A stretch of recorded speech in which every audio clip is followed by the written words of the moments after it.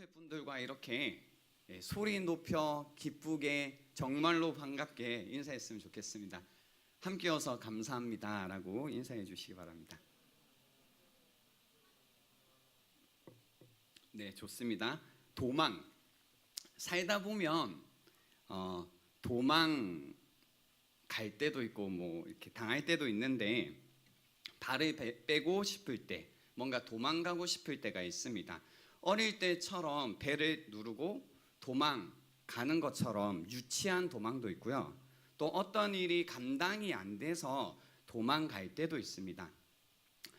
불행했으면 좋겠다, 내 곁이 아니라면 이라는 책에서 나오는 한 장면입니다. 남자가 이렇게 이야기합니다. 그럼 우리 다시 돌아가자. 무슨 얘기냐면 옛 연인이었는데 중간에 이제 문제가 생겨서 헤어졌던 커플입니다. 그럼 우리 다시 돌아가자. 그러자 자매가 이야기합니다.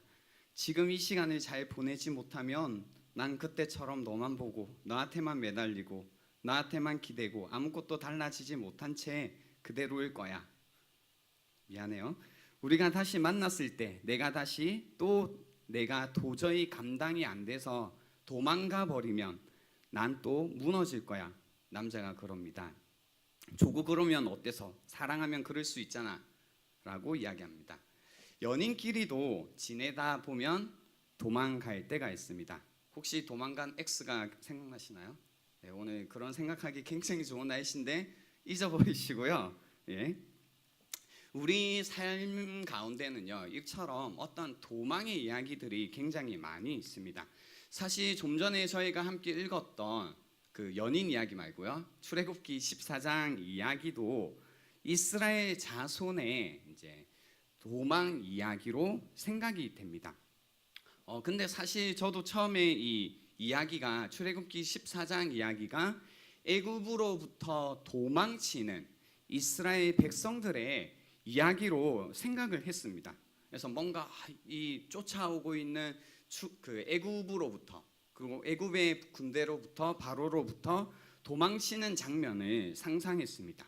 근데 하는 부분이 이제 계속해서 본문을 읽어가면서 생겼습니다. 이제 저도 그런데요, 그 성경을 읽을 때 기본적으로 우리가 계속 체크해 가면서 봐야 하는 것이 있습니다. 그게 뭐냐면 문장에 들어있는 동사입니다. 동사.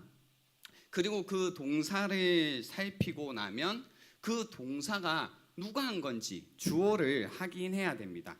오늘 본문에 보면 역시나 도망치다라는 동사가 나옵니다. 근데 그 동사의 주어를 확인해 보면요, 뭔가 뒤통수를 후려 맞은 것 같은 기분이 듭니다. 25절 말씀 그리고 27절 말씀에 보면요, 이 도망하다라는 동사가 나오는데 여러분 성경 한번 보시겠어요? 25절 거기 보면 우리가 도망하자라는 이제 동사가 나오는데요, 한번 여러분 성경을 보십시오. 그리고 27절 말씀에도 도망하나라는 이 도망이라는 내용이 나오는데요, 거기 도망의 주체가 누군지, 누가 도망가고 있는지 한번 살펴보시겠어요? 누가 도망가고 있나요? 누가 도망가고 있어요? 이스라엘 자손이 도망하고 있나요? 아니면 누가 도망하고 있나요? 예, 애굽 사람들이 성경은 도망하자, 도망쳤다 뭐 이야기를 지금 하고 있는 겁니다. 그래서 출애굽기 14장 오늘 본문에서는요, 이스라엘 자손이 홍해를 크로스오버 건너갈 때 도망은 이스라엘 자손이 도망한 것이 아니라 바로 애굽 사람들이 도망쳤다라고 기록하고 있습니다. 이스라엘 자손이 도망치고 있는 것이 아니라 애굽 사람들이 도망치고 있다라고 하는 겁니다. 사실 반전입니다. 전세의 역전입니다. 홍해를 건너가기 전에는 이제 이스라엘 자손이 지난주 말씀을 기억하신다면 이 두려움의 노예였습니다. 많은 이제 600대의 특수 전차 부대가 다가오고 있고 끝도 없이 밀려오는 애굽 군사들을 보고 절망했습니다. 바로가 보낸 추격자들의 모습을 보고 또 지축을 흔드는 그 요란한 말발굽 소리를 듣고 이스라엘 자손은 두려움에 사로잡혔습니다. 그러나 지금은 오늘 장면에서는 전세의 역전이 일어났습니다. 하나님이 개입하시고 하나님이 일하기 시작하자 역전이 일어난 겁니다. 하나님이 모세를 통해서 손을 펴사 능력의 그 손을 펴자 이스라엘을 두렵게 만들었던 애굽 군대가 오히려 24절 말씀에 보면요, 한번 보시겠어요? 어지럽게 하시며, 그러니까 패닉되었다라는 뜻입니다. 그러니까 오히려 애굽 군대가 패닉, 공포에 휩싸이기 시작했습니다. 그들이 두려움에 사로잡혀 반전이 일어났죠. 도망하게 된 겁니다. 하나님의 개입 또는 하나님의 어떤 능력이라는 것을 나타내기 위해 성경은 손을 내밀어 손을 펴서라는 이미지를 사용했습니다. 그래서 오늘 여기 홍해를 건너는 장면에서도 이 하나님께서 모세를 통해서 보시면 계속 손을 펴서 뭔가 능력을 행하시는 장면이 나옵니다. 근데 이 장면은요, 이 홍해를 건너는 장면에서 아주 특별하게 나온 장면은 아닙니다.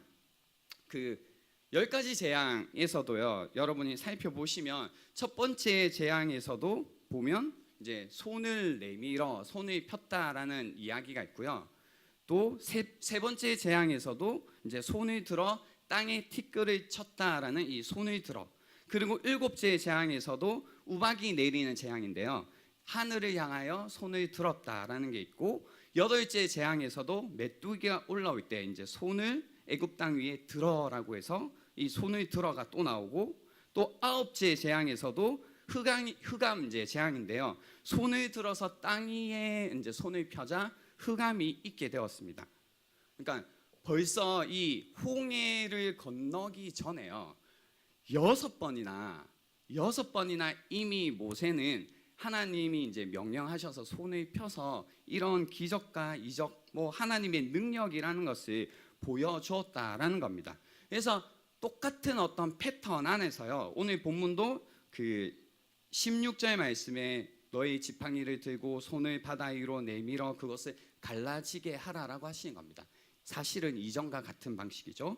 그래서 21절에 보면 모세가 바다 위로 손을 내어 민대 그것을 통해서 하나님이 능력을 행하고 계시고, 또 27절 말씀에 보면 모세가 곧 손을 바다 위로 내어 밀매 새벽에 미쳐 다시 바다가 자기 자리를 찾아가는 이 모습이 나오는 겁니다. 그래서 이 모든 이야기를 마친 이후에 정리하면서 출애굽기 15장에서도요 그 12절 말씀에 이렇게 나오는 겁니다. 주께서 오른손을 그 능력의 손을 드신 즉 땅이 그들을 삼켰나이다라고 이야기하는 겁니다. 그래서 홍해에 나와 있는 하나님의 능력의 이 장면은 그 광경으로서는 굉장히 특이하고 없었던 일이지만 그 일이 진행되는 어떤 방식에 있어서는요 특별한 건 아니다라는 겁니다. 하나님이 늘 조용하고 잠잠히 계신 것이 아니라 그러니까 우리가 느낄 때는 매번 새로운 고난이 닥칠 때마다 우리가 주님의 은혜, 그분이 일하셨던 방식을 잊어버려서 그렇지 우리의 두려움이 하나님을 놓쳐버리는 거지, 한 번도 하나님의 능력의 손이라는 것은 우리를 놓치지 않으신다라는 겁니다. 우리 인생 가운데 하나님의 능력의 손이라는 것은 어김없이 우리를 찾아오셔서 우리를 붙들고 계신다라는 겁니다. 그래서 이 손이라는 이미지. 근데 이 성경이 이제 특히 출애굽기에는요 참 이런 장면들이 조금 공부를 해보면요 아이러니한 장면들이 있습니다. 그러니까 좀 비꼬는 장면들이 있는데요. 뭐냐면 오늘 장면에서도 보시는 것처럼 주님께서 이제 강한 팔로, 강한 손으로 바로와 애굽을 완전히 굴복시키시고 파괴하시는 장면이 묘사되어 있는데요. 이 고대 이집트 문헌을 조사해 보면요, 제가 조사한 건 아니고요, 이 고대 이집트 문헌을 조사했던 학자의 말을 빌리면 파라오의 이제 힘을 특이하게도요 파라오의 강한 손이라는 용어로 이제 설명했다라고 합니다. 그러니까 바로의 어떤 능력, 바로의 힘, 그의 통치, 권세라는 걸 표현하는 이미지를 보면요, 고대 문헌을 보면 이 손이다라는 이미지를 썼답니다. 그래서 그는 강한 팔의 소유자였고 그의 팔로 적들을 파괴하는 자, 그가 바로였다라고 합니다. 그래서 오늘 나와 있는 말씀이요, 여호와께서 이제 오늘 말씀에 보면 30절에 한번 보시면요, 그날의 여호와께서 이같이 이스라엘을 애굽 사람의 손에서 구원하심에라고 이제 표현하는 겁니다. 이 땅 가운데서, 이 세상 가운데서 가장 강한 손이라고 하는 그 애굽으로부터, 바로로부터 그 손을 통하여서 구원하고 계시는 이 장면이 이제 성경이 우리에게 보여주는 재미있는 한 장면이기도 합니다.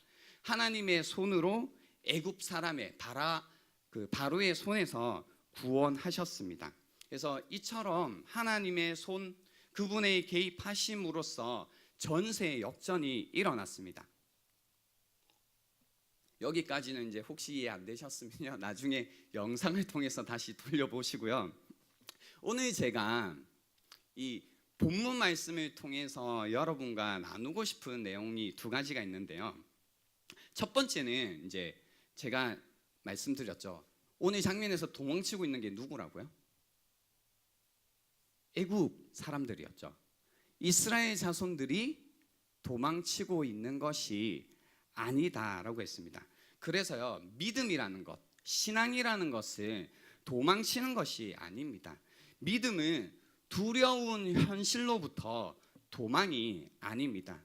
하나님이 홍해로 가라 하실 때 홍해로 가는 것은 도망가는 것이 아닙니다. 그래서 신앙은요, 현실 도피가 아니다라는 겁니다. 내가 매여 있던, 내가 두려워하던 상황에서, 내가 종되어 있던, 묶여 있던 삶에서 나와 하나님이 주신, 하나님이 가라고 하신, 하나님이 보여주신 바다 한가운데로 가는 것은 도망치는 것이 아니다라는 겁니다. 근데 우리가 이제 신앙생활을 해보면요, 가끔 그런 생각을 하시는 분들이 있습니다. 뭔가 신앙생활을 하고 하나님을 믿고 하나님께 나아오는 것, 하나님 뜻대로 사는 것이 마치 현실 도피를 하는 것처럼 느끼는 분들이 있습니다. 그러니까 뭔가 내 앞에 상황이 어렵고 힘들고 하니까 이제 현실 도피의 개념으로서 이제 뭐 기도도 하고 예배도 드리고 뭐 하나님을 믿는다라고 하는 분들이 계신데요. 이걸 굉장히 이제 잘 설명해야 되겠지만, 그냥 기본적으로는 신앙이라는 것은 현실 도피가 아니다라는 겁니다. 그래서 그렇게 적용하시면 안 됩니다. 예를 들면 이제 시험 기간이라든지 뭔가 힘든 일이 있을 때, 저도 그럴 때가 있는데요. 그냥 평소에는 기도도 잘 안 되고 뭔가 이제 책도 이제 뭐 성경도 잘 안 보게 되고 친구들과 이야기도 잘 안 하다가 시험 기간이고 뭐 이런 스트레스가 쌓이면 갑자기 오늘따라 너무 찬양이 듣고 싶어요. 그죠? 그 찬양을 듣기 시작했는데 뭐죠? 1시간이 가도 2시간이 가도 은혜가 넘쳐서, 그죠? 시간 가는 줄 모르고 계속해서 찬양을 듣고 있죠. 안 되겠다 싶어서 이제 마음이 뜨거워지고 뭐 해요? 기도를 하는 거죠. 그래서 2시간, 3시간, 시험 기간이든 뭐든 나는 믿음으로 산다. 나 이 믿음으로 내 시험을 봐야겠다. 뭐 이런 마음으로 이제, 그죠? 눈앞에 닥쳐져 있는 현실을 도피해서 뭐 그런 것들 하는 것, 뭐 이런 것들이 나중에 또 여러분의 이해를 넓혀드리겠지만 그런 것이 신앙의 모습은 아니다라는 겁니다. 그래서 기억하십시오. 신앙은 현실 도피가 아니다라는 겁니다. 그렇다면, 그죠? 믿음이, 신앙이 현실로부터 도망치는 것이 아니라면 무엇일까? 라는 것을 우리가 이제 질문도 하고 답도 한번 들어봐야 됩니다. 그 답은요, 이제 도망치지 않았다면, 이 장면에서 홍해를 지나가는 장면에서 이스라엘이 아니고 애굽 사람들이 그래 도망했다 해요. 걔네들이 도망갔네. 그러면 뭐예요? 이스라엘 자손은 과연 무엇을 하고 있을까? 얘네들이 도망친 게 아니라면 너무 얘네들이라고 했네. 이스라엘 자손이 도망친 것이 아니라면 그렇다면 그들은 무엇을 하고 있었을까를 통해 우리는 그러면 믿음이 무엇일까라는 것을 배울 수 있겠다 싶습니다. 그래서 오늘 한번 보시면요, 그 22절을 함께 보실까요? 22절에 보면요, 이런 말씀이 있죠. 이스라엘 자손이 바다 가운데를 육지로 뭐라고 적혔어요? 예, 걸어가고라고 나와 있습니다. 여기에서 이제 걸어가고가 어떤 의미냐면요, 이렇게 walk 했다라는 의미도 있겠지만 좀 더 본질적인 의미는 움직였다라는 뜻입니다. 움직였다. 그러니까 그들이 뭐예요? 두려움 가운데 애굽 사람들 와 이제 우리 죽었다, 어떻게 하지? 항복해야겠다, 아니면 내가 어떻게라도 빌어봐야겠다라는 그런 마음의 상태가 있을 때 그 모세가 걱정하지 마라, 염려하지 마라, 하나님 봐라 하면서 잠잠히 있어라 이야기하고 이제 뭐라고 했어요? 홍해로 가라라고 했잖아요. 근데 그 두려운 마음에서도 막 어때요? 두려우면 뭔가 움직이기가 힘들고 모든 뭐 지각과 감정과 뭐 이런 것들이 다 마비되잖아요. 근데 그 모세의 말을 듣고 이스라엘 백성들이 뭘 했냐면 두렵기도 하고 염려도 되고 걱정도 되고 이거 뭐 어떻게 되는 건가 이런 생각이 있었겠지만 걸어갔다는 겁니다. 움직였다는 겁니다. 움직였다는 겁니다. 여기에서 보면 움직였다라는 겁니다. 두려웠지만 움직였다라는 겁니다. 혹시나 저기 한 번도 물속을 걸어본 적이 없었지만 그래도 홍해로 가라 하시니 움직였다라는 겁니다. 들어갔습니다. 그러니까 주의 말씀대로 두려움에 사로잡혀 불평만 하고 가만히 있지 않고요, 잠잠하게 움직였습니다. 홍해를 건너갔다라는 겁니다. 어떤 의미에서 불평을 하더라도 불안하더라도 염려가 되더라도 주의 말씀대로 움직였다라는 겁니다. 이 장면이 사실 그 21절 말씀에 나오는 장면을 보고 움직였을 텐데요. 21절 말씀에 보면요, 이제 모세가 바다 위로 손을 내밀고 여호와께서 그래서 큰 동풍, 동쪽에서 부는 강한 바람을 밤새도록 이제 불게 하셔서 바닷물을 보세요, 물러가게 하시고 그 물러가게 하신 다음에 물이 갈라지고 그리고 바다가 마른 땅이 되게 하신 이 장면, 순서가 좀 중요해요. 바람이 불고 바닷물을 물러가게 하시고 그리고 물이 갈라지고 그리고 마른 땅이 된 게요. 왜 이게 순서가 중요하냐면, 왜 이 장면을 제가 굳이 짚고 가냐면, 혹시 여러분 이 장면 어디선가 보신 적 없으세요? 바닷물이 물러가는 장면, 그러니까 뭔가 갈라지는 장면, 그리고 땅이 드러나는 장면, 어디선가 들어보신 적 없으세요? 혹시 창세기에서 보신 적 없으신가요? 하나님께서 천지를 창조하시는 그 창조 기사에서요, 둘째 날에 어떻게 돼요? 물이 나눠지고 셋째 날에는 마른 땅이 드러났죠. 그죠?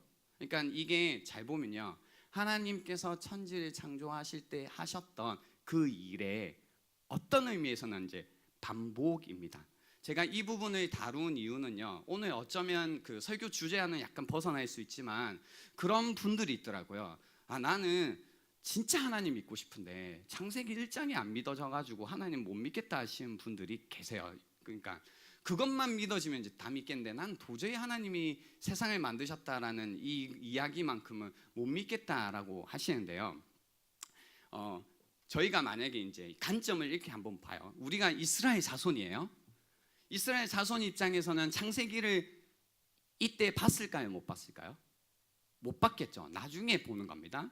근데 자신들이 경험한 겁니다. 모세가 손을 들자 갑자기 바람이 불고 그 다음에 바닷물이 막 움직여가는 걸 보는 겁니다. 물이 막 물러가는 걸 보고 물이 나누어지는 것을 눈앞에서 보고 있습니다. 그리고 마른 땅이 드러나는 걸 본 겁니다. 그리고 그 땅에서 그들이 걸어갔죠. 이걸 본, 그리고 이것을 경험한 이스라엘 자손에게 이와 유사한 창조 기사의 기록을, 창세기라는 것이 적혀져서 모세로 의해 적혀져서 전해졌을 때 이스라엘 자손이 이것을 믿었을까요? 안 믿었을까요? 분명히 그들에게는 이게 그렇게 막 놀라운 일은 아닌 겁니다. 이거 어디서 봤는데?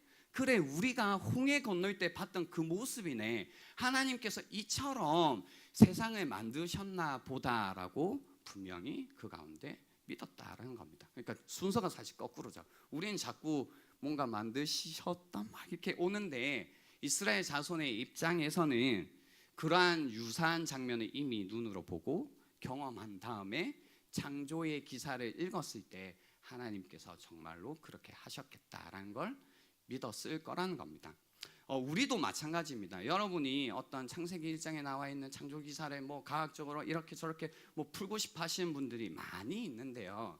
여러분의 삶 가운데서 하나님이 행하고 계시는 새 창조라는 것들을 경험해 가시다 보면요, 창세기 1장에 나와 있는 그 창조의 기사들이, 그리고 이런 뭔가 믿을 수 없다라는 홍해를 가르치는 장면들이 정말 그렇겠다라는 믿을 수 있는 그 믿음이 조금씩 자라져 갈 거예요. 이야기하고 싶었던 거는 여기까지고요. 넘어가 보면 이제 이스라엘 자손들이 첫 번째는 움직였고요. 그 다음에 이제 29절 말씀을 함께 봤으면 좋겠는데요. 뭘 했냐면, 그러나 이스라엘 자손은 바다 가운데를 뭐라고 적혔어요?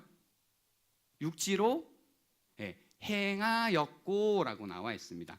사실 이 장면에서 이스라엘 자손이 하는 거 이 두 가지밖에 안 나옵니다.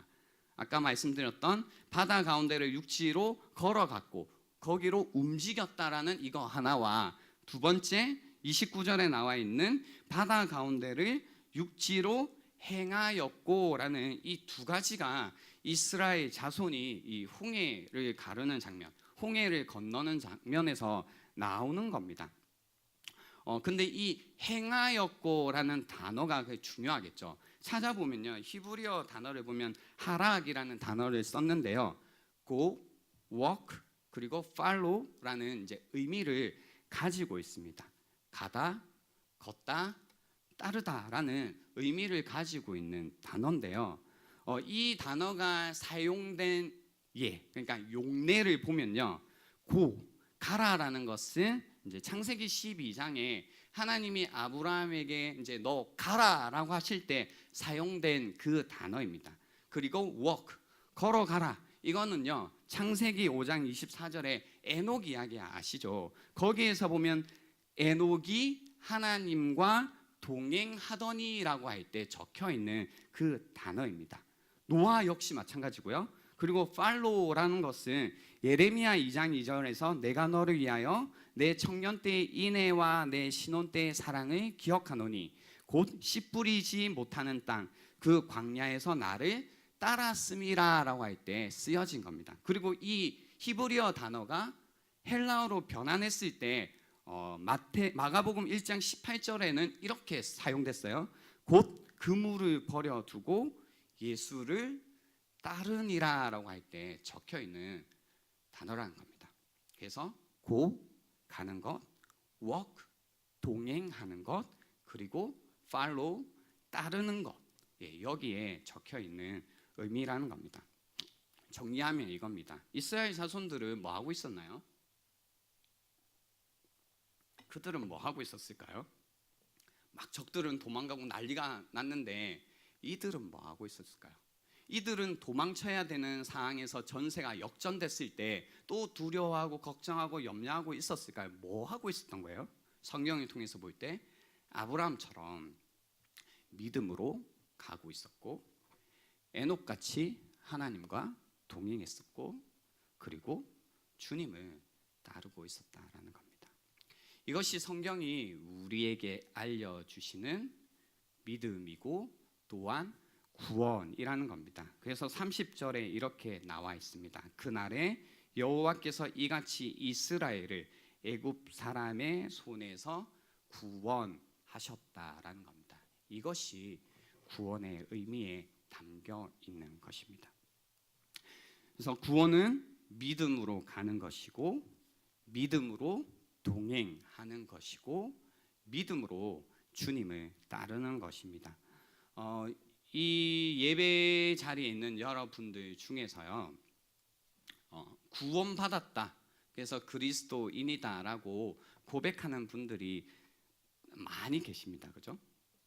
근데 여러분은 혹시 어떤 상황 가운데 있으신가요? 구원을 받은 자로서 정말로 오늘 나와 있는 홍해를 건너는, 그래서 우리가 이것을 늘 구원의 어떤 모습과 비교하는 것처럼 여러분은 주님의 말씀대로 가고 계신가요? 고하고 계신가요? 아니면 마치 구원받지 못한 애굽 사람들처럼 도망치고 계신가요? 여러분은 구원받은 자로서 주님과 동행하고 계신가요? 아니면 또 구원받지 못한 사람들처럼 도망치고 계신가요? 여러분은 구원을 받은 자로서 주님을 따르고 계신가요? 아니면 또 구원받지 못한 애굽 사람들처럼 도망치고 있냐라는 겁니다. 여러분의 삶은 어떤 모습이신 것 같아요?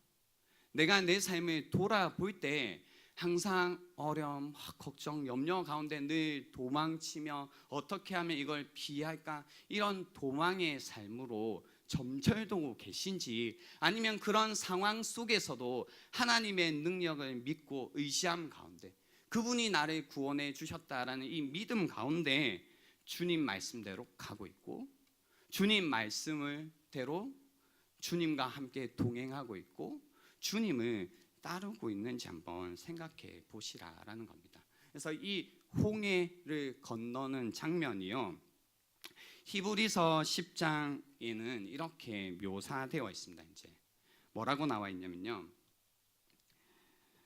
그러므로 형제들아, 우리가 예수의 피를 힘입어 성소에 들어갈 담력을 얻었나니 그 길은 홍해에 난 길처럼, 홍해에 났던 마른 땅처럼 우리를 위하여 시장 가운데로 열어놓으신 새롭고 산 길이요, 휘장은 곧 저의 육체니라. 또 하나님의 집 다스리는 큰 제사장이 계심에 우리의 마음에 뿌림을 받아 양심의 악을 깨닫고 몸을 맑은 물로 씻었으니 참 마음과 온전한 믿음으로 하나님께 나아가자. 또 약속하신 이는 미쁘시니 우리가 믿는 도리의 소망을 움직이지 말고 굳게 잡아라고 나와 있습니다. 그래서 이 홍해에서 이스라엘 백성이 이 홍해를 건너는 장면과요, 신약에서는 예수 그리스도를 통하여서 하나님께 나아가는 장면을 같이 이렇게 비교해 두고 있는 겁니다.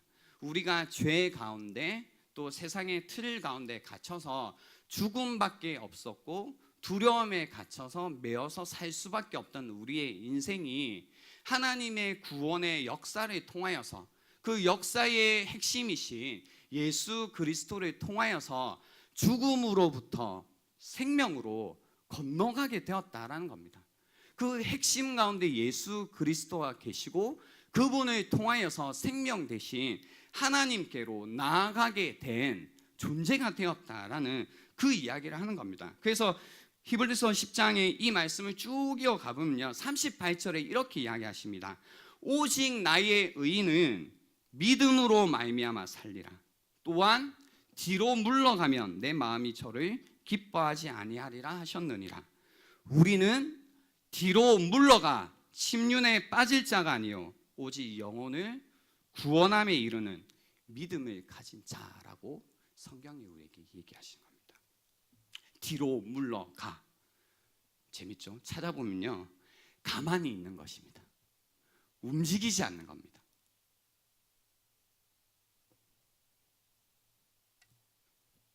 우리가 세상 가운데 그 두려움 가운데 여러분이 각자 겪고 있는 그 어떤 세상의 위협 앞에 아무것도 하지 못하고 뒤로 물러가 가만히 있는 것, 그리고 침륜, 파괴되는 것입니다. 아무것도 하지 못하고 파괴되는 세상의 도전 앞에 두려워서 항복하고 그냥 그 세상의 흐름 가운데 그냥 죽어버리고 마는, 결국 그 끝은 사망인 그런 인생을 살 자가 아니다라는 겁니다. 이제 우리는 예수 그리스도로 말미암아 뒤로 물러가는 존재가 아니라, 그래서 침륜에 빠질 자가 아니라, 망할 자가 아니라, 죽음 가운데 이르는 자가 아니라 오직 영혼을 구원함에 이르는 믿음을 가졌다라고 성경이 우리에게 이야기하시는 겁니다. 그래서 이 바로의 손처럼 세상의 능력 가운데 가장 강한 능력은요, 사실 뭐냐면 뭐예요? 그 끝을 쭉 따라가다 보면 뭐 망하는 것 같지만 더 끝에 보면 죽음이라는 게 있는 겁니다. 항상 우리의 마음 가운데 죽음에 대한 공포, 이거 해서 망하면 어떻게 되지? 끝나면 어떻게 되지? 죽으면 어떻게 하지? 라는 그 죽음에 대한 공포, 그 죽음으로, 그 두려움으로, 그 불안으로 끊임없이 우리를, 이제 세상이 우리를 지고 있죠. 근데 성경이 우리에게 얘기해 주시는 거는요, 세상의 가장 강한 손인 그 죽음을 하나님의 손, 예수 그리스도를 통해서, 그분의 죽으심을 통해서 죽음을 이기셨다라고 이야기하시는 겁니다. 바로의 강한 손을 하나님의 강한 손으로 승리하신 것처럼 죽음으로 승리하셨다라는 것이 성경이 우리에게 끊임없이 말씀해 주시는 복음의 이야기라는 겁니다. 그리고 이 믿음을 우리가 가졌기 때문에 더 이상 물러가, 더 이상 가만히 두려움 가운데, 염려 가운데, 걱정 가운데 가만히 있는 것이 아니라, 그래서 침륜 가운데 망해버리는 인생이 아니라 우리의 영혼의 구원은, 그 구원을 얻을 수 있는 믿음을 가진 자라고 성경이 우리에게 말씀해 주시는 거라는 겁니다. 그래서 우리는 십자가를 붙들고 살아가는 겁니다. 왜냐하면 그 십자가가 하나님의 능력이기 때문입니다. 그 죽음을 이기신 하나님의 능력입니다. 그 능력으로 홍해를 여시고 우리로 하여금 생명 되신 하나님께로 나아가게 하셨습니다. 그 구원의 길로 우리를 불러주셨습니다. 세상의 두려움의 뒤로 물러가 침륜에 빠질 자가 아니라, 두려움에 사로잡혀 죽음을 기다리는 자들이 아니라 오직 영혼을 구원함에 이르는 믿음을 가진 자가 되었다라는 것이 성경이 여러분에게 전해주시는 기쁜 소식이라는 겁니다. 이제 말씀을 마무리하려고 하는데요, 여러분 가운데 아마 오늘 말씀을 들으시면서 막 생각나는 것들이 많이 있을 거예요. 뭐 여러 가지 상황들이 있겠죠. 여기가 홍해를 건너는 거라고 해요. 그러면 아직도 여전히, 그죠? 홍해를 건너기 전, 그래서 애굽 군대의 모습만 보이고 그 말발굽 소리만 들려서, 그것만 보이고 그것만 들려서 두려움에 사로잡히고 감정의 노예가 되어 아무것도 하지 못하고, 뭐죠? 하나님도 보지 못하고, 주님께서는 끊임없이 우리에게 홍해로 가라고 하시지만, 주의 말씀대로 가보라고 하지만, 여기가 진리다, 여기가 생명이다, 여기에 구원이 있다라고 하시지만, 우리는 뭐예요? 또 우리의 힘으로 어떻게든 해보려고 하잖아요. 그러니까 여기 계속 머물러 있는 겁니다. 아직도. 근데 두려운 거죠. 근데 이 두려움 가운데 제발 좀 뭔가 이게 힘을 달라고 하지만, 주님의 요구는 거기에서 있는 게 아니라 홍해로 건너가라는 요구. 근데 여러분 가운데 아직도 이 편에 계신 분들이 있는 겁니다. 아직도 두려움 가운데, 염려 가운데 사로잡혀 어떻게든 내 힘으로, 내 능력으로, 내 자격으로 이 애굽, 이 세상의 어떤 흐름, 그것에 맞서서 싸워보겠다라고 하지만, 아니면 항복, 타협 하겠다 하지만 결국 그 가운데 남는 거는요, 살려주겠어요? 여기 서 있었다고? 백기 들었다고 애국 군대가 살려줬겠어요? 그냥 쓸어버리지. 두려워서 그거밖에 못하겠다라고 하실 수 있겠지만, 결국 세상에 타협하는 항복의 끝은 죽음밖에 없다는 겁니다. 우리에게 맡겨져 있는, 우리에게 보여준 구원의 그 길은요, 도저히 못 갈 것 같고, 도저히 길이 보이지 않고, 더 내 힘으로 안 될 것 같아도 주님께서 보여주신 길이 아닌 길, 그 길로 우리가 주의 말씀대로 순종하며 나아갈 때 주님께서 그분의 능력으로 우리의 삶 가운데 개입하셔서 길을 여시고요, 이 구원의 길이라는 걸 가게 하신다라는 겁니다. 이 길을 갈 때는요, 여러분 가운데는 저는 그만한 믿음이 없어요, 그만큼 믿음이 깊지 않아요, 이런 얘기 안 하셔도 됩니다. 무슨 얘기냐면요, 어떤 의미에서 구원이라는 것은 믿음이 얼마나 깊은지, 믿음이 얼마나 좋은지에 의한 게 아니라 믿음으로 좀 불평해도 돼요, 좀 염려해도 돼요, 두려워해도 돼요, 좀 의심해도 돼요. 그렇지만 움직이는 겁니다. 주의 말씀대로. 그래, 여기가 그래도 길이구나. 물 덮치면 어떡해? 막 누가 다 좋아가지고 밖에서 어썸, 여기 너무 좋다, 너무 시원하다, 밖에 너무 더운데 물벽이 날 가려주고 물고기도 보이고 여기 좋네, 유랑하듯이 가는 사람이 얼마나 있었겠어요. 언제 물이 넘어올지 몰라서 두렵고 떨리고 염려되지만 이것이 길이라고 하시니 주의 말씀 의지해서 가는 겁니다. 떨리는 마음으로도 가는 거고, 약간 덜 떨리는 마음으로도 가는 거고, 좀 기쁘게도 가는 거고, 다양한 모습이 있겠지만 핵심은 가는 겁니다. 움직이는. 그리고 그 가운데서 우리는 뭘 해야 되냐면 믿음으로 가고 하나님과 동행하고 그리고 그분을 따라가면 되는 겁니다. 두렵지만 염려되지만 이게 정말로 사는 길일까 의심되지만 그런 가운데서도 주님 가라 할 때 가는 거고, 주님과 동행하는 거고, 계속 의심되는 사람도 있잖아요. 그래도 그분과 동행하는 거고, 그럼 너무 힘들다, 주님 따르는 거 정말 힘들다, 내 스타일 아니다 하면서도 뭐예요?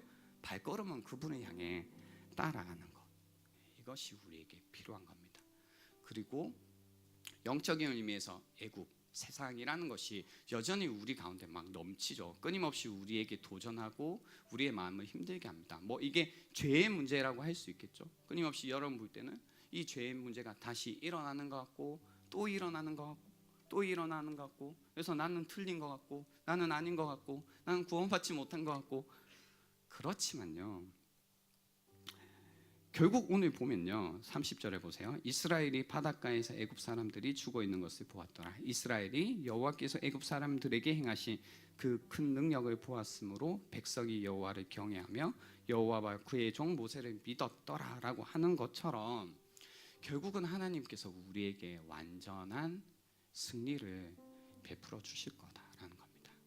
그러기 위해서는, 그 승리를 보기 위해서는요, 믿음으로 가고 믿음으로 동행하고 믿음으로 주를 따라가는 겁니다. 그 가운데 주님께서 주시는 그 완전한 승리를 우리가 함께 경외하고 바라보고 그것을 경험하고 그 가운데 하나님을 향한 우리 안에 넘치는 마음으로 주님을 예배할 수 있는 그런 저희들이 될 수 있으면 좋겠습니다. 우리 이 시간 함께 찬양하고 찬양하기 전에요, 죄송해요.